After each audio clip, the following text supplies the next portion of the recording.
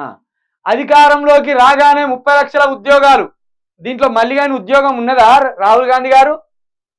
యువతకు కాంగ్రెస్ 5 హామీలు, ఇక ఇచ్చిన 6 హామీలు పీకిచ్చింది కానీ ఇంకో 5 హామీలు ఇస్తాడట యువతకు రాహుల్ గాంధీ.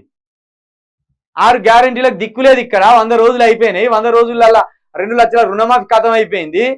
అది గాలికి ఇడిచిపెట్టిండ్లు. ఆ 4000 పింఛను గాలికి ఇడిచిపెట్టిండ్లు. 250 చదరపు గజాల జాగా గాలికి ఇడిచిపెట్టిండ్లు.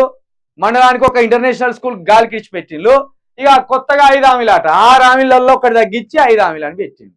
యువరాజు, కాంగ్రెస్ యువరాజు. మరి ఇలా మళ్ళీగాని ఉద్యోగం ఉన్నదా యువరాజు? యువరాజు అన్ని లంగా హామీలు, దొంగ హామీలు. గివిలని ఎక్కడ నమ్మారు మీరు?